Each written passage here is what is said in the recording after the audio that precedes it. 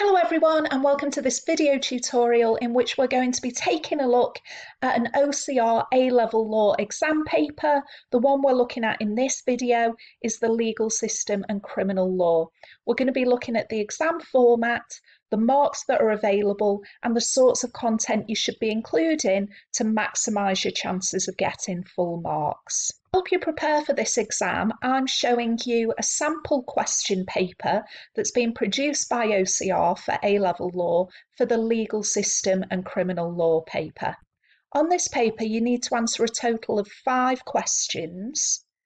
In section A, you're going to be answering on the legal system, and you need to answer one question from questions 1 and 2, and one question from questions 3 and 4.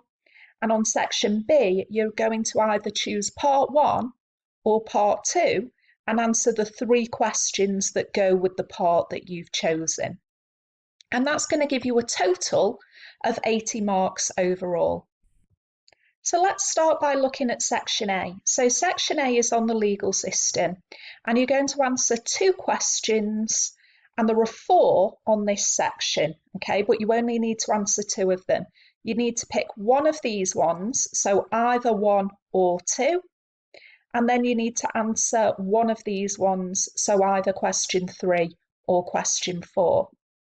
And what you'll notice is that the questions from questions 1 and 2 are worth 8 marks, and the questions from questions 3 and 4 are worth 12 marks. Top 2 questions, questions 1 and 2, are testing you on assessment objective 1, i.e. your ability to demonstrate knowledge and understanding of the English legal system and the legal rules and principles from the English legal system. Questions 3 and 4 are worth more marks, they're worth 12 marks, because they're testing you on assessment objective 3.1b, your ability to analyse and to evaluate legal concepts and issues. So you'll notice that questions 1 and 2 are quite descriptive or require an explanation, whereas questions 3 and 4 require you to discuss issues with the legal system and often ask you, as they have done here, for advantages or disadvantages. Question 1 here is asking you to explain arbitration as a form of ADR or alternative dispute resolution. I do have a video on my channel on that, but just a quick reminder that arbitration is where both parties are voluntarily agreeing to let their dispute be left to the judgment of an arbitrator or a panel of arbitrators who are neutral. And it's governed by the Arbitration Act 1996, and you might talk about Scott and Avery clauses and things like that in this particular question. Your other option, if you don't fancy that one, is to choose question 2, which is asking you to describe the different forms of legal advice and assistance that are offered by the legal aid agency. So for this particular question, you'd be talking about the fact that since 2013, criminal legal aid and services have been under the jurisdiction of the legal aid agency, and the Director of Legal Aid casework supervises criminal legal aid. And you could talk about things such as Section 13 of the Legal Aid Sentencing and Punishment of Offenders Act, which gives guidance on initial advice and initial assistance that's available to individuals who have been detained at a police station. Question 3 is asking you to discuss the advantages of using arbitration. So it's often easier if you've chosen question 1 to then do this question 3 because it's about the same topic, arbitration. So again, check out my other video on this, but you can talk about advantages such as the fact that parties can choose their arbitrator and appoint a technical expert if appropriate, which might save the necessity for expert witnesses. The time and place of the hearing can be decided by the parties, which will fit around working commitments much more than a court process. And that cases are much more likely to be dealt with quickly, and the award is final and can be enforced by the courts. Question 4 asks you to discuss the problems associated with government funding. So whilst this one's looking at advantages, this one's looking at disadvantages. And for this particular question, you'd be expected to be talking about things like the strict application of the interests of justice test, and that there has to be a real risk of imprisonment, and a defendant with more convictions is more likely to be imprisoned, therefore they're more likely to receive help, whereas a defendant who's less likely to go to prison is less likely to receive legal aid. You could also talk about the strict means test that's used in the magistrates' court. And in the magistrates' court, the levels of income allowed are low, and about 3/4 of adults don't qualify for legal aid. In Crown courts, there are less severe limits, but cases are more serious and more expensive to defend, so there is a risk of injustice. You could talk about the lack of lawyers who are taking on this type of work now, and the fact that the budget for legal funding hasn't risen in line with inflation. So hopefully you've got a good idea of what to do in section A now. Let's take a look at section B. So we're moving on from the legal system onto criminal law. So in section B, you need to answer either part 1 or part 2. So I'm just going to scroll down to show you what's involved in each of these parts. So part 1, you're given 2 little scenarios, and then you need to answer 3 questions. These 2 questions are based on the 2 scenarios, and the 3rd question on this part is just an unrelated criminal law question. If we scroll down to part 2, again, it's the same format. You're given 2 little scenarios, and the first 2 questions are based on the scenarios, and the 3rd question is an unrelated essay question on criminal law. So you'll need to read through the 2 parts quite quickly but carefully to decide which part you think you're going to be able to answer the best. So let's look at your options in part 1.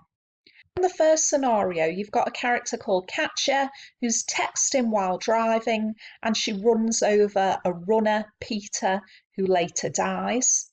You've also got a character called Dr. Teal, who's been on duty for a long time and fails to do a blood test on his patient Donald, who later dies. And you're being asked in question 5 to advise whether Katja is liable for unlawful act manslaughter of Peter, and whether Dr. Teal is liable for the gross negligence manslaughter of Donald. Now, I do have videos on my channel on unlawful act manslaughter and on gross negligence manslaughter if you need a reminder of all the cases and the rules that apply in those areas of law. So in our second scenario, we've got a character called Maria who's engaged to Frank, who's involved in an accident and dies, and Maria holds Gavin responsible for this. She becomes quite depressed. She's taking medication for depression. She hears something quite unpleasant at a funeral, during which time she's also been drinking some red wine, and she ultimately ends up stabbing and killing Gavin. And you're being asked in question 6 to advise Maria whether she can avoid liability for murder by using the defences of loss of control or diminished responsibility. So you'd need to be advising her on the law on the Coroners and Justice Act 2009.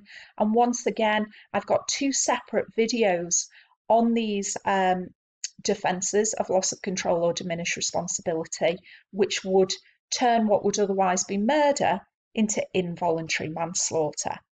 The other unrelated question on this part is asking you to discuss whether the defence of intoxication is fit for purpose or not. Now, I have a video on my channel which you might like to look at, which evaluates the law on intoxication and goes through a model answer that you could include on that question. Let's scroll down and look at the other option. So part 2, you would follow the same structure if this was your choice. Remember, you're only answering part 1 or part 2. But let's have a look at your scenarios here. The first scenario is a classic theft scenario with Paula and Omar are our main characters here, and you can see that Paula does various things with money, buying scratch cards, spending money, keeping change, etc. And you're being asked to advise whether Paula is criminally liable for theft. And I've got a theft video on my channel that you can look at that goes through all the key cases and law that will help you to apply the law for Paula there. The other scenario that we've got involves Richard and Kenji, and this looks like a robbery and burglary scenario. And again, it follows a very similar format with some similar issues that often crop up in scenarios on this area. And you're being asked to advise whether Richard and Steve are guilty of robbery and burglary. So the first two questions on part one were all about homicide offences, and we can see here that on part two, the scenarios are property offences. So it's personal preference whether you would prefer to answer on homicide or property. And you can see that the final option here on part two, the unrelated question that isn't based on the scenarios, is asking you to discuss the defence of intoxication and whether it needs to be reformed or not. So you'll see that that's the same essay question that was on part one. So once again, I've got a video that goes through all of the law, all of the evaluative comments that you could put in an essay on that. So I hope this video has been helpful in just showing you what the format is for the OCR exam paper for the legal system and criminal law, and so that you're familiar with your options on the legal system. So once again, you're going to be answering a question from here and a question from here. And then your options on part B, you're going to answer all of part one or all of part two. And as I've already mentioned, there are lots of other videos on my channels that go through the law on homicide, on defences, and on property offences if you need a little bit of revision on those areas.